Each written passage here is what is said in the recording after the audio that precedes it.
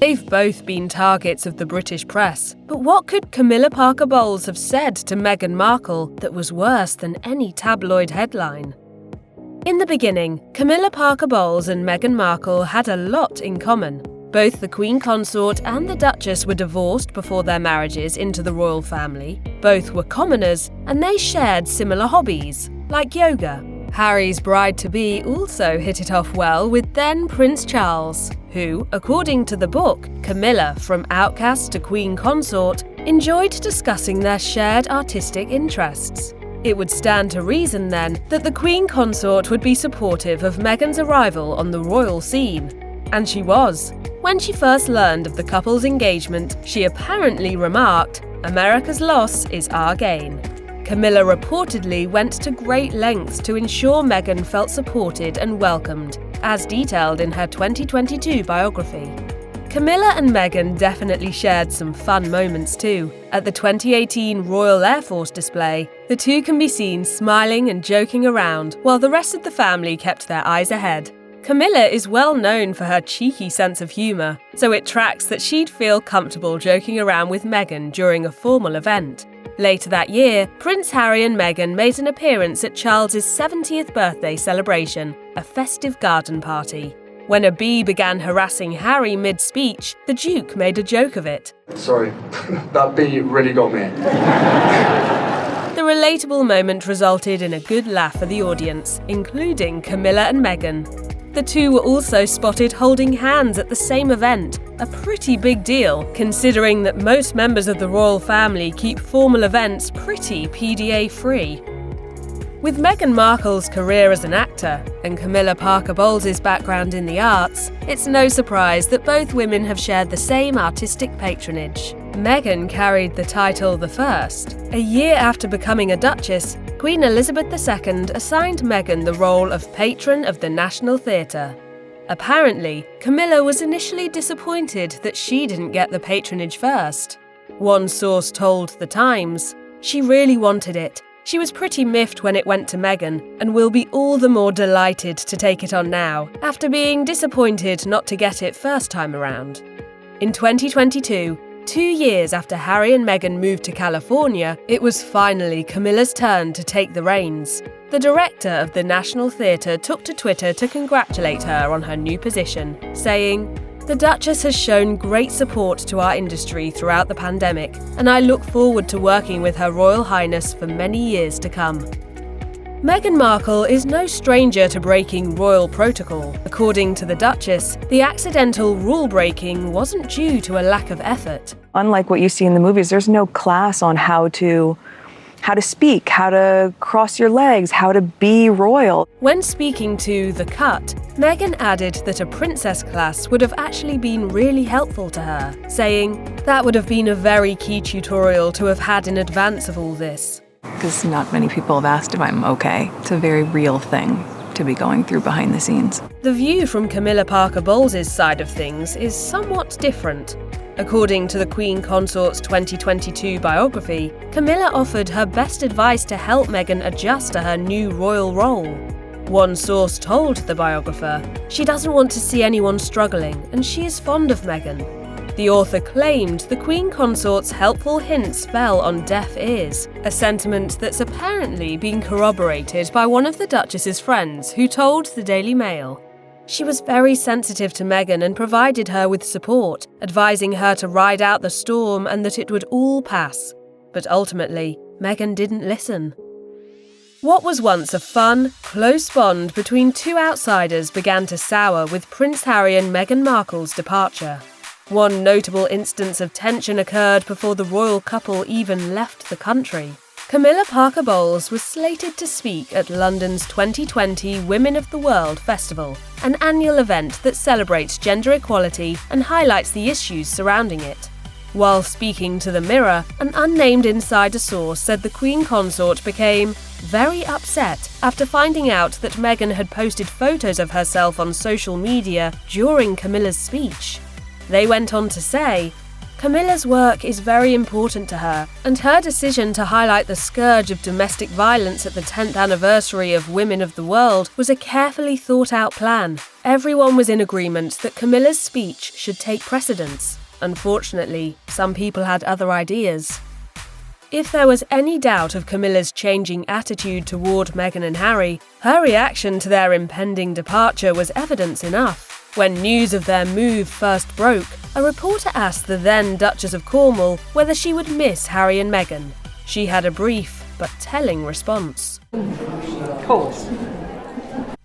One of the most intense moments of royal drama came after Prince Harry and Meghan Markle's sit-down interview with Oprah. During the interview, Meghan said the royal family had brought up skin colour to her husband while discussing her future baby. In those months when I was pregnant, all around the same time, we had in tandem the conversation of he won't be given security. He's not going to be given a title. And also concerns and conversations about how dark his skin might be when he's born. Harry and Meghan wouldn't say any more about who had voiced such concerns, but author Tom Bower has alleged Charles and Camilla might have been involved. As he wrote in Revenge, Meghan, Harry and the War Between the Windsors, the prince met with the two at Clarence House, where the family supposedly laid out their expectations for the child's official status. According to Bower's version of the conversation, Camilla said, "Wouldn't it be funny if your child had ginger afro hair?" A source close to the king and queen consort told the Daily Beast the allegation was a lie. But neither side has officially commented on the unsavoury remark. If there's one thing we know for sure, it's that the Queen Consort really cares about King Charles III. When it came to Prince Harry and Meghan Markle's separation from the royal family, biographer Angela Levin wrote in Camilla, From Outcast to Queen Consort, as for Prince Charles, the pain he feels about the situation with his younger son must be immense. And Camilla is obviously the only person he can really talk about it with. Harry reportedly still holds some heavy feelings in his heart toward the royal establishment and his father. I feel really let down because he's been through something similar. With Harry's new book coming out in 2023, there's a good chance we'll read more about Charles there. Camilla's reaction to all of this? As one source told The Telegraph, "I don't think the Duchess will ever forgive Meghan for what she's done to the Prince of Wales." Like Camilla Parker Bowles, King Charles III is apparently very protective of his spouse. An unnamed friend of the Crown told the Daily Beast, "Almost everything Charles has done over the past 20 years has, in one way or another, been about getting Camilla accepted by the public. He loves her. He is incredibly protective of her and he couldn't do it without her." His need to protect Camilla's reputation has put him at odds with his son Harry, who has been more and more vocal with his criticisms of the royal family since he moved away from the United Kingdom. According to the same friend, the Sussexes' inclusion in family events, including the King's upcoming coronation, is entirely dependent on what is written in Harry's new book.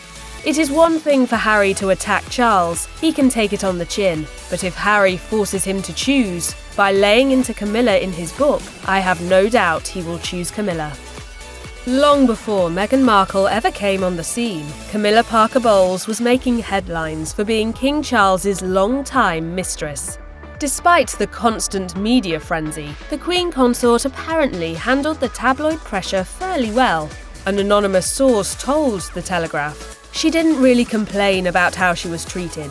She would get upset sometimes and wonder how long it would go on for, but she always adopted a very English, home counties sort of approach to life." For Meghan, the media pressure hasn't been so easy-breezy. Tension with the press was part of the reason she and her husband chose to withdraw from the royal rota system, the British media pool where all announcements and imagery are first disseminated by the Crown. The Duchess explained to The Cut, "There's literally a structure by which if you want to release photos of your child, as a member of the family, you first have to give them to the royal rota. Why would I give the very people that are calling my children the N-word a photo of my child before I can share it with the people that love my child?" Though the air is still frosty and the ground rocky between Meghan Markle and Camilla Parker Bowles, reconciliation isn't totally out of reach. As one source told Angela Levin for Camilla, from outcast to Queen Consort, there have been a lot of hurt feelings all round, but like all families, you have to embrace it all and hope it will improve. In 2022, the Windsors made a few small gestures as a way of broaching the idea of peace, including tweeting a birthday shout-out to Meghan. An inside view of the Clarence house during Camilla's Women's Day reception also revealed a few portraits of Meghan and Harry scattered in the background next to the other family photos. So it appears they are still very much on the King and Queen consort's minds. One royal expert has even suggested that the royal family wants to patch things up at Charles's coronation.